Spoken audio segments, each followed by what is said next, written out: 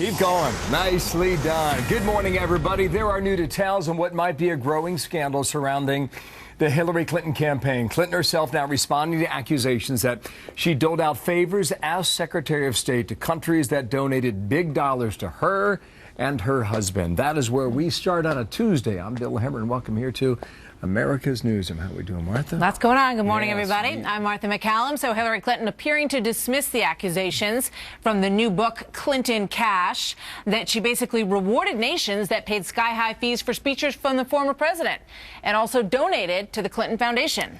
Yesterday, she finally responded, saying the attacks are all just part of the game.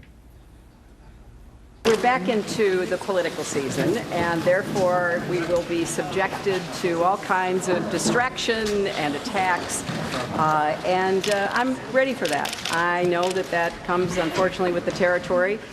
It is, I think, worth noting that the Republicans seem to be talking only about me. I don't know what they'd talk about if I weren't in the race. So Ed Henry leads our coverage. He's live in Concord, New Hampshire. Ed, good morning there. Based on what she said yesterday, what is Hillary Clinton's strategy when dealing with these charges at the moment?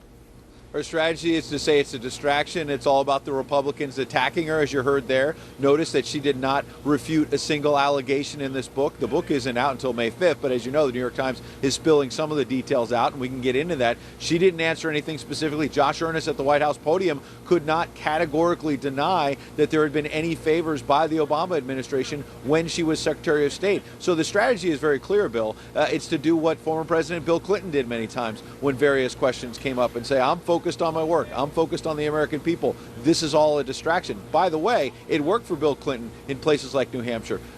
Hillary Clinton did pretty well herself here, winning the New Hampshire primary in 2008. And so she's sticking with a page from the Clinton playbook that maybe has worked before. So John Podesta runs her campaign. This is what he said last night with Charlie Rose. It's a book that's written by a former Bush operative who's a reporter for that august news institution, Breitbart.com, or has been in the past. He's cherry-picked information that's been disclosed and woven a bunch of conspiracy theories about it. The facts, there's nothing new about. The conspiracy theories, I guess we'll get the judge when we read the book. So very few people have read the book, but he went after the writer Peter Schweitzer. What do we need to understand about Schweitzer?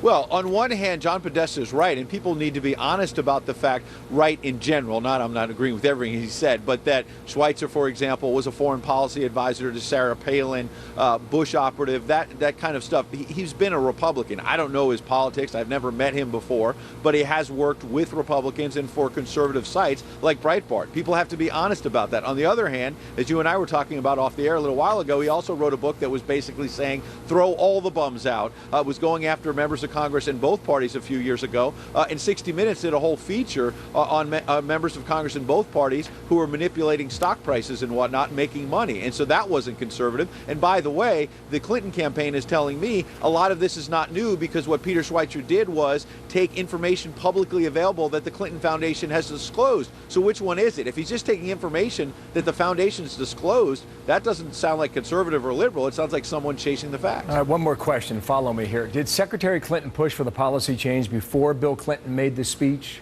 Or was it the other way around? What was he paid, and then the policy changes were put in place as a result? What do we know as to what came first? Yeah. Well, important question. Let me give you one specific example that I can explain to our viewers. The Colombian trade deal. What is alleged in the book, for example, is that money came in, not from the Colombian government, but a Colombian oil company to the Clinton Foundation. And then later, after the fact, yes, Secretary of State Clinton changed her opposition to the Colombian trade deal and all of a sudden was supportive of it. Now, what her campaign is telling me is that that wasn't because of the money. They say it's just simply because she was in the Obama administration, and from the top, President Obama wanted the Colombian trade deal. So look, they're going to fight all that out. They have not answered the specific allegations yet, but they tell me when the book does come out, they promise they're going to fight fire with fire. We'll see. Got it. Thank you, Ed. Talk to you a bit later today. Ed Henry in New Hampshire there. Martha.